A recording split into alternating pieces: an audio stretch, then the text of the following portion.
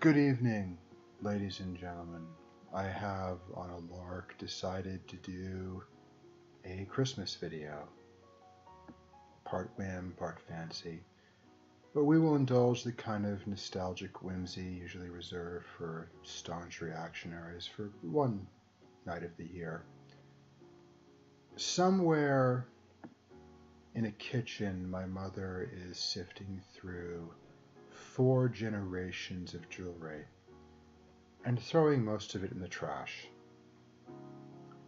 on the premise that it's old and we don't need it. Now, this has been a consistent theme in my family for generations. My paternal grandmother, my paternal great-grandmother utilized the phrase, "It's old, throw it out," almost like a mantra. My maternal grandmother, on the other hand, saved nearly everything. I am using right now a set of dishes that were made sometime between 1913 and 1960. We don't know when, but they're chipped a little bit. They don't have any cracks or scratches, but they could probably last for another 80 years. And they might very well be 100 years old. Which is, of course, how my mother ended up with 4 generations of jewelry to sort through and throw away in the first place. Now, as socialists, we love to talk about commodity fetishization and poo-poo and po-po, the obsession with the accumulation of commodities, but what is rarely paid attention to is a concept I'd like to discuss tonight. Commodity repudiation. The idea that anything that is more than a few years old is worthless and needs to be thrown in the garbage and replaced at the earliest possible convenience. If anything, in my view, this does far more damage, because while there's only so many things you can purchase before your house becomes packed to the walls, if you're throwing things away as quickly as you're purchasing them, then it's quite easy to maintain a livable domicile, even while cycling through resources at an unprecedented speed. Now, if this was simply constrained to my family, I probably wouldn't be making this video at all, but I've frequently noticed it in situations well past that. A young woman I was with during college, upon moving out, left in the attic 6 trash bags worth of clothing. And I'm not talking little kitchen trash bags here, I'm talking full-on black yard bags. The kind of bags that, when filled with cloth, could be placed 3 to a side by side and have a top sheet thrown over them and be used for a mattress. And she left 6 of them behind. I used to work at Goodwill briefly between college and getting a real job, and we went through the entire stock of our store every 4 weeks. We didn't sell it. There were tags on the bottom. If you go to Goodwill, you turn a plate over, there's a tag on the bottom. It's a specific color. And the Sunday prior to Yellow Week, we'd take everything with the yellow tag and throw it in a dumpster. I used to stare aghast as entire wheelbarrow loads of dishes, cups, plates, pans were hurled into a garbage bin and crushed to nothing. And it is in this note, this idea of tossing out everything that is old, that I would like to delve briefly into the new Star Wars movie. This is going to seem like a completely ridiculous aside, but I assure you it is staggeringly relevant here. Now, I have not actually gone and seen the movie myself. I'm probably not going to. I've read and seen enough spoilers to know the general theme and plot. But it has 2 central premises occurring throughout. One is the monarchization of the feminine, that is, the idea that women have been blessed by God with infinite wisdom and goodness, and therefore cannot be questioned even when their decisions are directly harmful. And the second is commodity repudiation.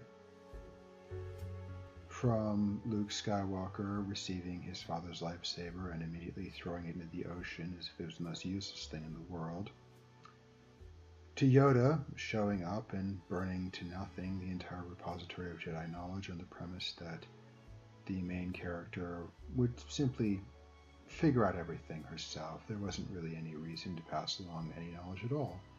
They should just stumble around in the dark, and generation after generation should fumble for knowledge and possibly find it and possibly not. All the way to Kylo Ren first smashing Vader's helmet in a fit of pique, and then flatly declaring that anything old had to be gotten away with and violently destroyed if necessary, merely because it was old. The idea of "it's old, throw it out" pervades nearly the entirety of the movie. And yet this movie is being hailed as some form of feminist triumph, mostly for the fact that you have two women speaking to each other for more than 2 minutes about something other than a male. The lowest possible test I can think of, but possibly useful as a mask for rampant and wanton consumerism. And that's really what this is about, in my view. The feminist movement has now been completely and utterly overrun by consumerism. It exists to peddle t-shirts saying this is what a feminist looks like, made by sweatshop labor in God knows what third world hellhole.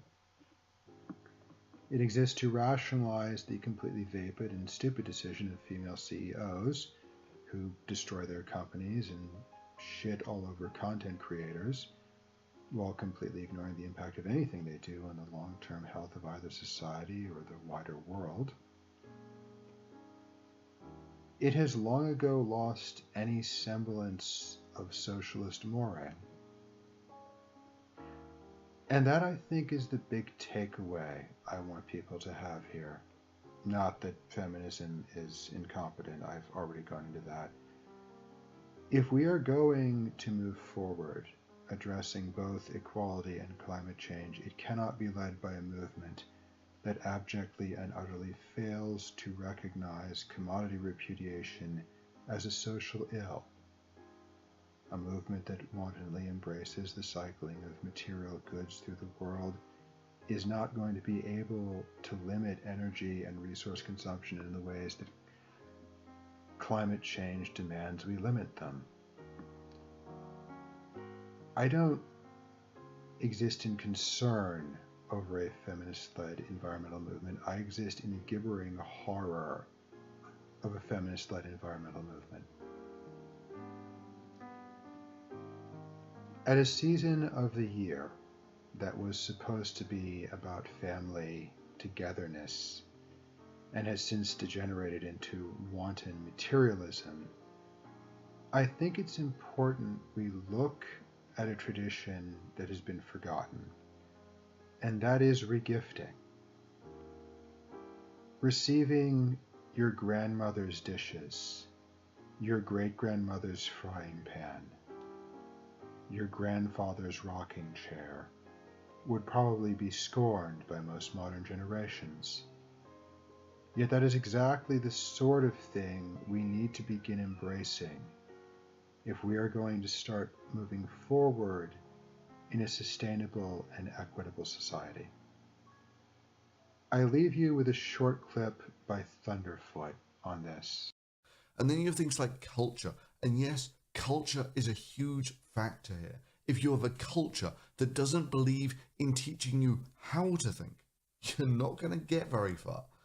And also bear in mind that people just aren't that great at working out the world for themselves, in that there had been hundreds of generations before you get to people like Newton, who was considered one of the great minds of his time. And what were his laws of motion? If you don't do anything, nothing happens. And the harder you shove it, the faster it moves. One of the biggest vectors in making a society successful is the ability to store information and to pass it on. The ability to learn from people who have been dead for hundreds of years, like Newton. You can read their mind if you like, because it's been stored for you.